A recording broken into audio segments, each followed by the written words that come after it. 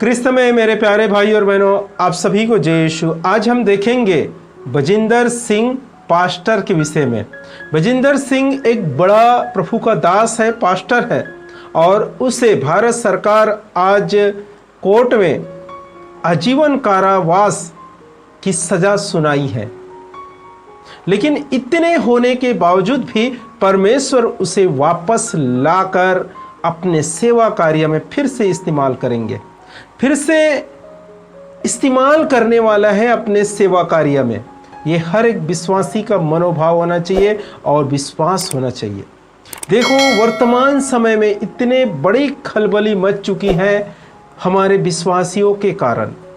ये खलबली मचाने वाला है दूसरा नहीं, विश्वासी लोग हैं। जो पास्टर के कुछ विरोधी है या जाति दुश्मनी है, ये लोग भी एक कुछ उसके विरोध में वीडियो बना रहे हैं, ऐसा होगा वैसा हो जाएगा, ये होगा ऐसा करके, और यूट्यूब पे डाल रहा है। कहने का अर्थ क्या है? इससे हमारे मसीहत बदनाम हो रहे हैं। पास्टर के ऊपर आप वीडियो जरूर बना रहे, लेकिन मसीहत बदनाम हो रहे हैं। इस बातों को क्यों ध्यान नहीं देते? ठीक है, उस पास्टर जी दोषी होंगे या नहीं होंगे वो ईश्वर जानता है, हम लोग नहीं। ईश्वर को पूरी रूप से मालूम है, और भारत सरकार ने उसे सजा जरूर सुनाई है, कोर्ट से सजा मिल चुकी है और वो जेल में है। ठीक है, लेकिन हम कौन होते हैं उस पर दोष लगाने वाले? हम कौन होते हैं कि उसे उसका न्याय करें? हम कौन हैं? क्या हम न्याय करता है कि उसके ऊपर दोष लगाए या उसका न्याय करें?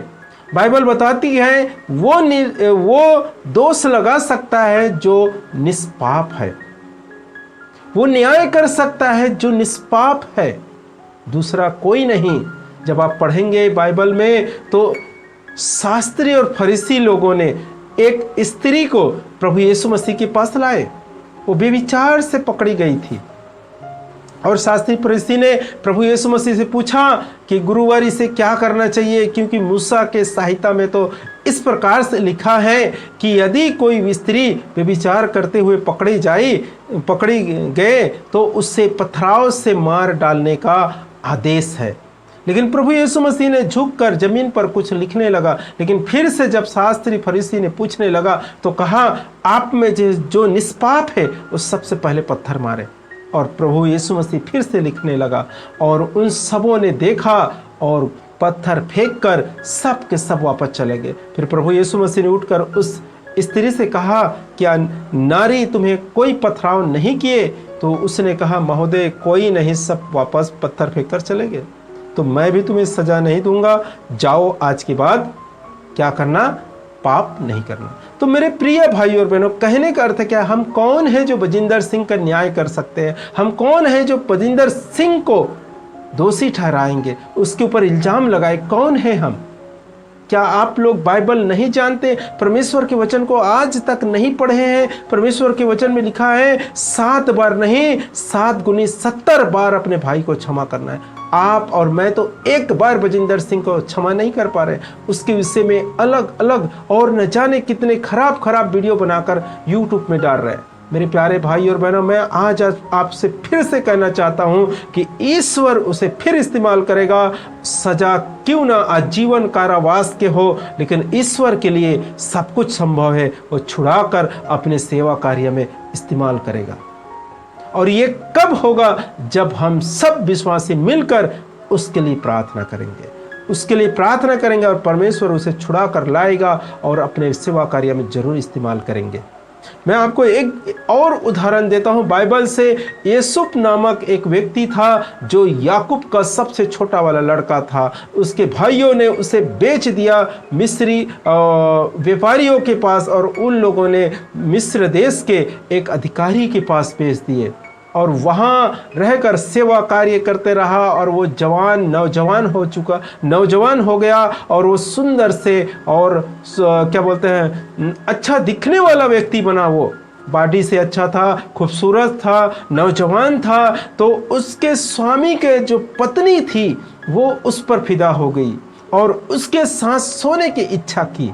सोने के लिए इच्छा की, अर्थात उसके साथ बेविचार करने की इच्छा जागरूक होने के बाद एक दिन यूसुफ को बुलाकर कहा कि आप मेरे साथ सोइए, तुम मेरे साथ सो जाओ।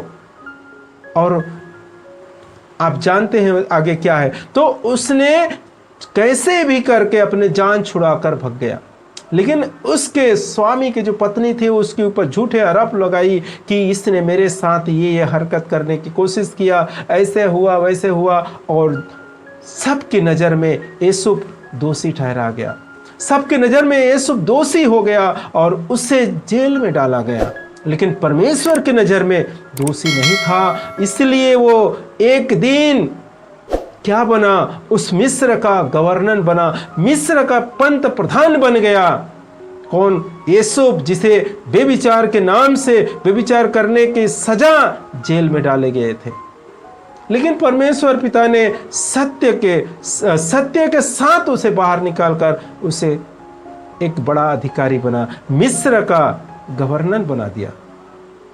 तो मेरे प्यारे भाई और बहनों, आज हम नहीं जानते, हम अपनी मानव बुद्धि से ये सोचते हैं कि बजिंदर सिंह पास्टर बेविचारी है, बजिंदर सिंह पास्टर दोषी है।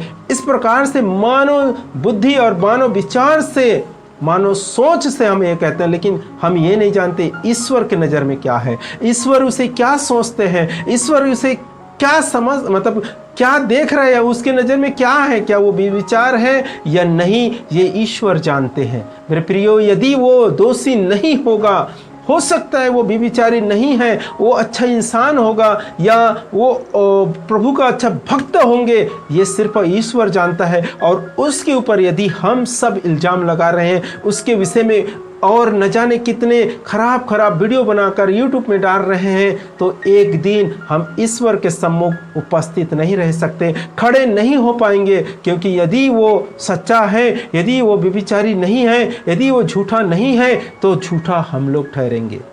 तो इसीलिए मैं कहता हूँ मेरे प्यारे भाई और बहनों, हम कौन है जो बजिंदर सिंह पास्टर का न्याय कर सकते हैं? कौन है हम जो बजिंदर सिंह के ऊपर, पास्टर के ऊपर इल्जाम लगा सकते हैं? सिर्फ एक ही लगा सकता है जो निष्पाप है, वो प्रभु यीशु मसीह हमारे हक में नहीं है। इसलिए मेरे प्यारे भाई और बहनों, परमेश्वर के वचन के अनुसार हमें क्या करना है? सभी विश्वासी मिलकर उसके लिए प्रार्थना करना है कि परमेश्वर हो सकता है तो उसे क्षमा कर दीजिए। जाने अनजाने में गलती भी किया होगा, कोई बात नहीं, उसे क्षमा कर फिर वापस अपने सेवा कार्य में लाइए। ये अगर हर एक विश्वासी प्रार्थना करे तो मैं आपको गारंटी देता हूं मेरे प्यारे भाई और बहनों कि जिस प्रकार परमेश्वर के वचन में लिखा है, जहां इस पृथ्वी पर 2 और 3 एक मत होकर मेरे स्वर्गीय पिता से जो कुछ मांगे उसे वही प्रदान करेगा।